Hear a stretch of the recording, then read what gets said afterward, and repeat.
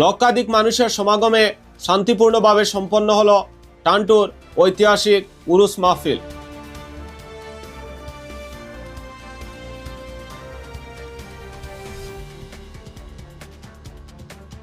টান্টুর প্রখ্যাত পীর শাহ সুফি আলহাজ হজরত মাওলানা আব্দুল আজিজ চৌধুরী রহমতুল্লাহ আলাইহি ও শাহ সুফি আলহাজ পীর আতাউর রহমান চৌধুরী রহমতুল্লাহ আলাইহির বার্ষিক উরুস উপলক্ষে আয়োজিত এই মাহফিলে বরাক উপত্যকা সহ উত্তর পূর্ব ভারতের বিভিন্ন এলাকা থেকে প্রায় লক্ষাধিক ভক্ত ও অনুরাগীর সমাগম ঘটে।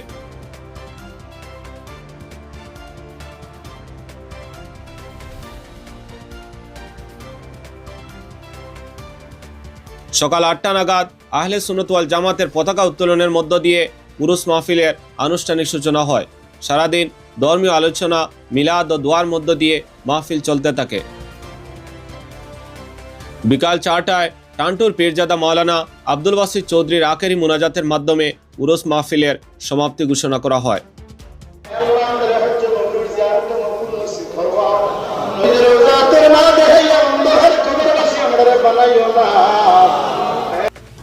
এই উরুস মাহফিলে দেশ বিদেশের উলামায়ে কেরামদের পাশাপাশি স্থানীয় জনপ্রতিনিধি ও বিশিষ্ট ব্যক্তিরা উপস্থিত ছিলেন। মাহফিলে এসআর উচ্ছেদ সহ বর্তমান বিভিন্ন ইস্যু নিয়ে আলোচনা হয়। উচ্ছেদ হওয়া অসহায় মানুষদের পুনর্বাসনের দাবি জানান পীরজাদা মাওলানা আব্দুল বাসিত চৌধুরী। টান্টুর পীরজাদা মাওলানা আব্দুল বাসিত চৌধুরী সরকারকে ক্ষমতার অপব্যবহার থেকে বিরত থাকার আহ্বান জানান। তিনি বলেন, অতীতেও মুসলমানদের নানাভাবে শেষ করার চেষ্টা হয়েছে, কিন্তু তা সফল হয়নি এবং ভবিষ্যতেও হবে না। একই সঙ্গে তিনি বলেন, ক্ষমতা কখনো স্থায়ী নয়, ক্ষমতা বেশি দিন টিকে না। মানুষকে মহব্বত করুন, মানুষের জন্য ভালো কাজ করুন। পূর্বের মুখ্যমন্ত্রী ও প্রধানমন্ত্রীরা যেভাবে মানুষের জন্য কাজ করেছেন, সেভাবে কাজ করলে মানুষ আপনাকে ভালোবাসবে। জমিন ছেড়ে গেলেও মানুষের হৃদয়ে সেই ভালো কাজ চিরদিন স্মরণীয় হয়ে থাকবে।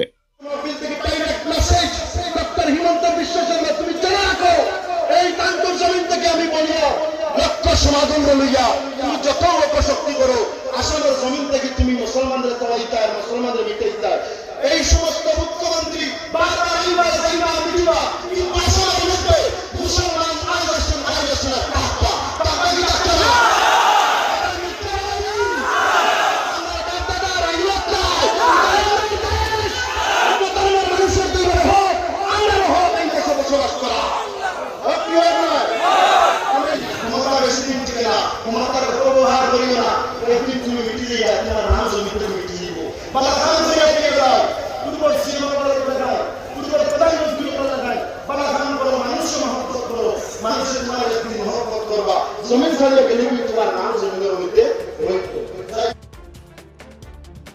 সার্বিকভাবে ধর্মীয় ভাব গাম্ভীর্য ও শান্তিপূর্ণ পরিবেশে সম্পন্ন হয় টান্টুর এই ঐতিহাসিক উরুস মাহফিল।